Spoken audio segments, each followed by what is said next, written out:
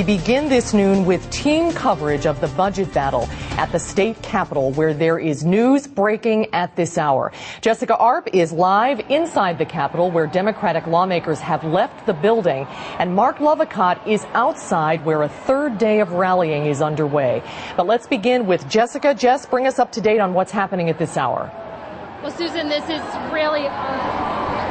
Excuse me, I'm having trouble with my hearing here, but this is really a stunning and unprecedented turn of events here. Senate Democrats left the city, we are told earlier today. You can see there are thousands here who have been hearing this news as it has been spreading across the Capitol.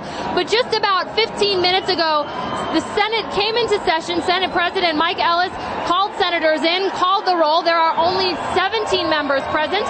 That means all the Democrats and 2 Republicans are missing today. They need a quorum of 20 to vote. So the Senate President has put out what is called a call of the House, where the Sergeant at Arms and the State Patrol will now go out and try to find enough members to get to the Capitol so that this vote can happen.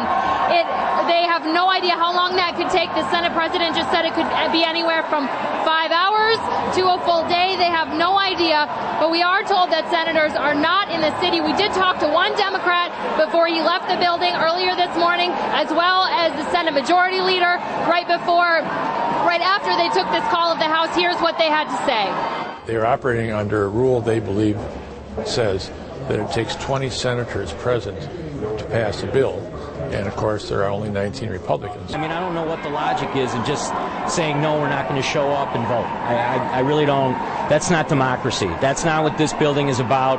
That's not what this chamber is about. Now, obviously, this is going to be an interesting afternoon here. Many of the people who are in this are marching through the Capitol.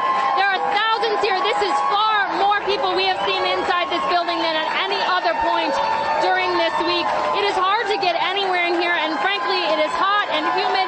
It feels like a sauna. There are people everywhere. We have actually witnessed at least one arrest inside the building this morning, so tensions are really much higher. There are more people there. We can see people walking around reading off Twitter posts, reading off Facebook information as they learn it. But word of what has happened in the Senate is spreading around. The Assembly did call themselves into session as well this morning, and many of the members there we were telling about what happened in the Senate had no idea what the senators had done, including Democrats on that side. They are reacting to this. Everyone is sort of thinking on their feet as this develops, but we will, of course, bring you the latest as we learn it, whether it be here on Twitter. You can follow me at News 3 Jessica. I've been providing updates as often as possible, but please stay tuned with us as we keep you updated on this developing situation. We certainly will. Good job, Jess. Jessica Arp reporting from inside the Capitol. An unbelievable scene there. And now let's see what it looks like outside at this hour. And that's where we find Mark Lovicott. Hi, Mark. Hi, Susan. I tell you, pictures don't do justice for the amount of people out here today. Where Jess is inside, we were there earlier. It is packed from top to bottom. Outside here, again, thousands and thousands of people. It's thought that this, the third day, will be the most intense day of protesting and the day with the most people. You can hear the rally going on behind me. It started at noon just a few minutes ago, but the people were here far earlier than that. Thousands and thousands of upset public workers, even those in the private sector, have filled the Capitol from top to bottom, chanting things like "kill the bill" and "this is how democracy works." Outside, even more people who say this is their only chance to have their voice heard before their elected leaders vote. I do want to try to galvanize people. I want to see people galvanize their action and continue. And my personal direction is going to be part of the Recall Walker movement.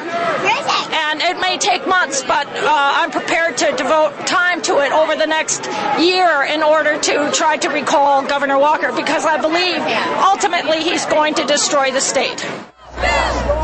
Just one example of many, many people we're hearing from today. We saw a lot of Madison teachers yesterday.